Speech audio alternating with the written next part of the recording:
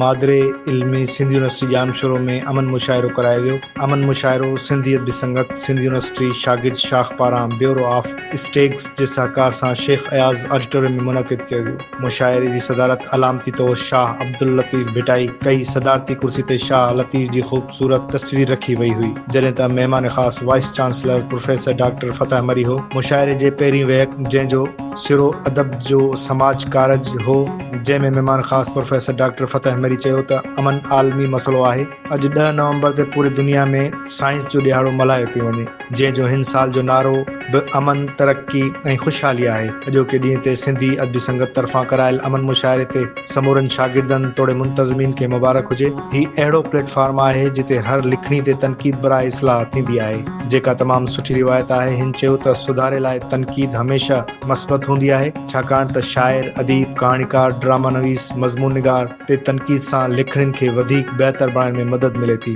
University में तमामु माण्हुनि खे तनक़ीद ऐं तख़लीक़ी सलाहियत सेखारी थी वञे। ज़हनी ओसर बि तॾहिं वधंदी आहे जॾहिं असां तनक़ीदी सोच पैदा कंदा आहियूं। तनक़ीदी तरतीब ऐं ज़ाब्तो सेखारे थी, जंहिंसां माण्हू तरक़ी करे थो। जॾहिं त अदब जो समाजी कारज जे मौज़ू ते सिंध यूनिवर्सिटी जे उस्ताद डॉक्टर मुबारक लाशारी ख़ासि लेक्चर ॾींदे चयो त अदब समाज जो अक्कास हूंदो आहे।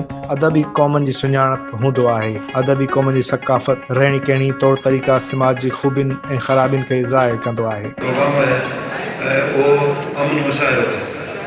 अॼु तव्हांखे ख़बर आहे त वर्ल्ड साइंस डे 2 नवंबर दुनिया में साइंस जो ॾींहुं करे मल्हायो वेंदो आहे। ऐं उन साइंस डे जो जेको थीम आहे उहो थीम आहे अमन ऐं तरक़ी। सो अमन ऐं तरक़ी जे वर्ल्ड साइंस डे जे ॾींहं ते सिंधी अदबी संगत तरफ़ां हीअ अमन मुशाइरो ऐं सम्झो तव्हांखे उनजी मुबारक हुजे। ऐं ॿी सिंधी अदबी संगत जी ख़ूबसूरती आहे, ऐं सिंधी अदबी संगत जी जेका बजाणी थींदी आहे उनखे चवंदा आहिनि तनक़ीदी वहक। त माना तनक़ीद बराए इस्लाह हर जॻह ते थींदी ऐं तनक़ीद सां ई इम्प्रूवमेंट ईंदी आहे। उनजे करे जेको बि शाइर, राइटर, कहाणीकार, मज़मून निगार, कालम नवीस जेको बि लिखंदो ऐं अदबी संगत में उन मीटिंग में वेठल माण्हू जेके बि शरीक हूंदा उहे उन ते तनक़ीद कंदा ऐं तनक़ीद सां इस्लाह थींदी आहे। त यूनिवर्सिटी में हुजणु, यूनिवर्सिटी तइलीम जेका आहे उहा इंसान खे क्रिटिकल थिंकिंग सेखारे थी। उहा आहे सकाफ़ती शनाख़्त, कल्चरल आइडेंटिटी जंहिंखे चवंदा आहियूं।